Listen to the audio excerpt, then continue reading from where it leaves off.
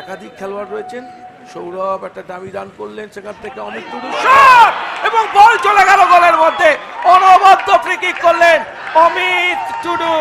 কাস্তাপাড়ার ছেলেটি তার ডান পায়ের ইনসুইঙ্গার রক্ষিত দাগারকে পরাস্ত করে জালে জড়িয়ে গেল। এই যে দামি রানটা করলেন সৌরভ, যেটা আমি বলছিলাম দেবু, যে যখন ও দামি রানটা করেছে ঠিক সেই সময়ে শটটা করেছে। এই যে ফ্র্যাকশন অফ সেকেন্ডে গোলরক্ষকের দৃষ্টিটা অন্যদিকে চলে যাওয়া, ঠিক জায়গায় বলটি রেখেছে কাস্তাপাড়ার অমিত। এই মুহূর্তে পিয়ারলেসকে এগিয়ে দিল 1-0 গোলে। দারুণ একটা গোল দেখলাম আমরা, এবং এই গোলের জন্য যথেষ্ট প্র্যাকটিসের প্রয়োজন, পরিকল্পনা ছিল। এই যে ডামি রানটা হলো 25 নম্বর খেলোয়াড় সৌরভ দাস, আমরা আরেকবার দেখে নিই। দেখুন এই ডামি রানটা করলো এবং তারপর ইনসুইংয়ে ইনস্টেপ ব্যবহার করেছিল। বল কিন্তু একদম পকেটে গেছে, বলবো নেটের একদম কোণ দিয়ে বল কিন্তু ঢুকেছে। এই জায়গায় কিন্তু আরেকটু রক্ষিত দাগারকে সপ্রতিভ হওয়া উচিত ছিল।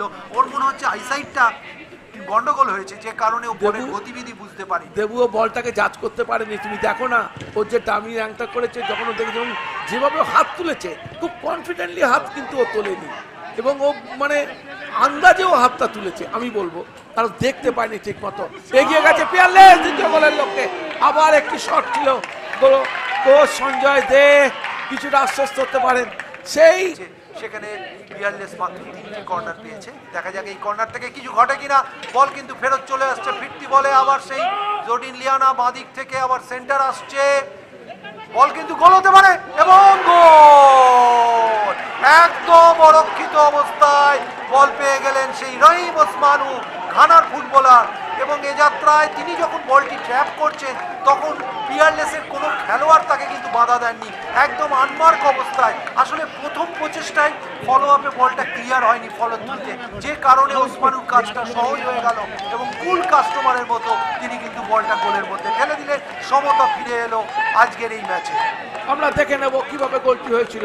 জিতিনের বাড়ানো বল ছিল, ট্র্যাপ করলেন এবং ডান পায়ে শট করলেন। এক্ষেত্রে সঞ্জয়কে কিন্তু আমি বলবো বলটি ধরা উচিত ছিল।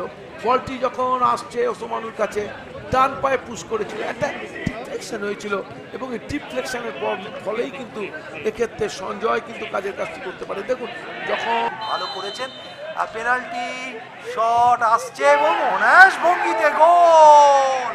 ওসমানু পেনাল্টিতে গোল করলেন এই ফুটবলারটি ঘানার, এবং সেই সঙ্গে সঙ্গে 2-1 গোলে এগিয়ে গেল গোকুলাম কেরালা এফসি 124তম আইপি শিল্ডের প্রি কোয়ার্টার ফাইনালের ম্যাচে পিয়ারলেসের বিরুদ্ধে।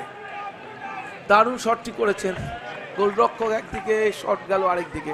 আজকের ম্যাচে দুটি গোল করেছেন ওসমানু, এবং ওসমানুর গোলেই ঘানার এই ফুটবলারটি এই মুহূর্তে গোকুলামকে এগিয়ে দিয়েছে। দেখুন কীভাবে শটটি নিয়েছেন, দেখিয়েছেন একদিকে, মারলেন অন্যদিকে, এবং এই গোলের সুবাদেই কিন্তু 2-1 গোলে এগিয়ে গেল গোকুলাম দল। এবং একটু আগে যে কথাটা দেবু বলছিল,